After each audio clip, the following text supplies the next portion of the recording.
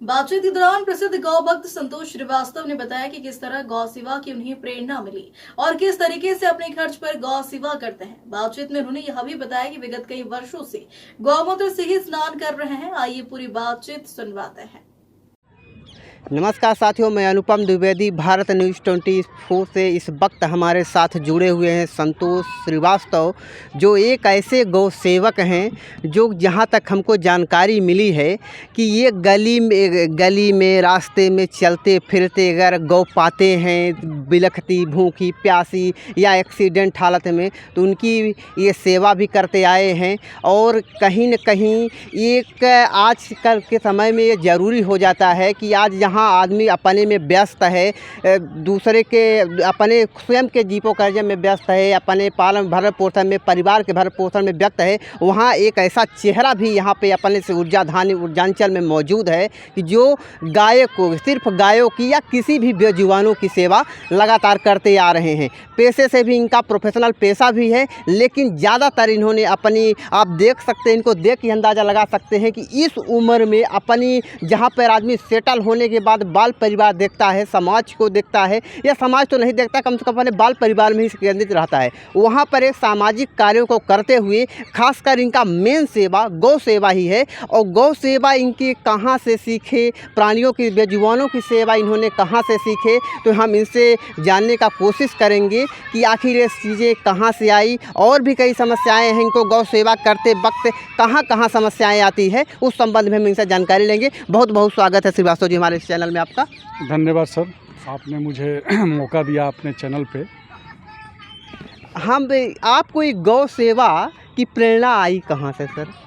देखिए, मैं एक्चुअली गायत्री परिवार से बिलोंग करता हूँ।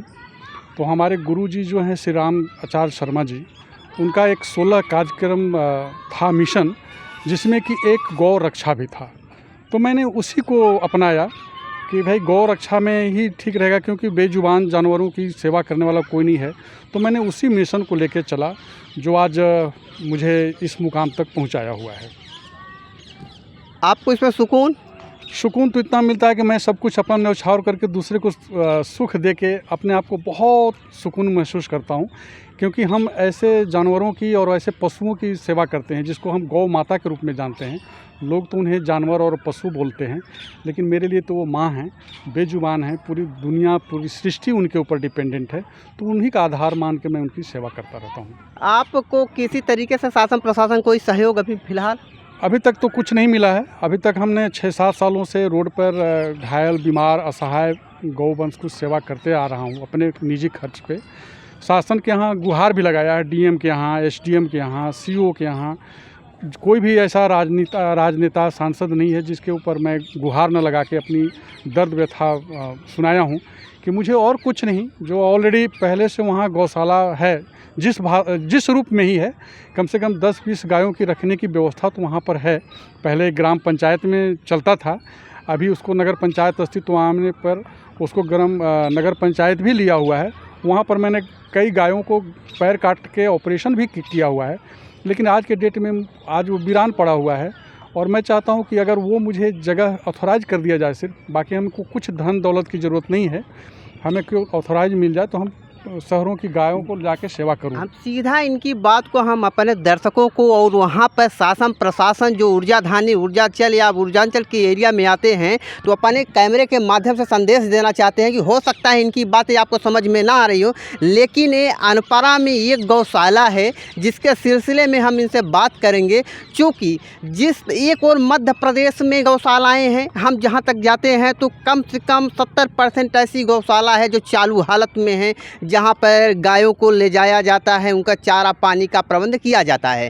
लेकिन हमसे बेहतर ये गौशाला तो ये देखें, जो असली गौ रक्षक हैं, गौ सेवक हैं, ये तो जगह जगह भ्रमण करते हैं। भ्रमण के दरमियान इन्होंने बताया कि अनपरा में एक गौशाला है जो उत्तर प्रदेश में आता है, लेकिन वहाँ गौशाला में एक भी गाय नहीं है, किसी भी प्रकार की कोई गाय नहीं है, ना तो कोई बेजुबान जानवर है। लेकिन वहीं पर अगर सड़क में देखा जाए तो आवारे पशु आवारे गाय के रूप में वहाँ पे घूम रहे हैं, अगर उन्हीं को संरक्षण दे दिया जाए तो वो केवल, लेकिन अगर वहाँ पर नगर पंचायत की अध्यक्ष या जो जिम्मेदार हैं अगर गौशाला में बनी है तो आखिर किस काम के लिए बनी है? अगर मवेशी वहाँ नहीं है फिर रोड में क्यों घूम रहे हैं? आप ये भी नहीं कर सकते हैं कि मवेशी नहीं है तो हम गौशाला में गाय कहाँ पाई? बहुत रोड में, आप यहाँ से शक्तिनगर से आप शुरू करिए, आप बनारस तक जाइए, कितनी गायें पड़ी हैं रोड में, जा रही हैं, मार रहे हैं, व्यापारी पीट रहे हैं, भगा रहे हैं। तो कम से कम अगर आप प्रबंध नहीं कर सकते तो ये गौ रक्षा सेवा समिति से हमारा श्रीवास्तव जी का कहना है कि कम से कम हमको हैंड ओवर कर दीजिए,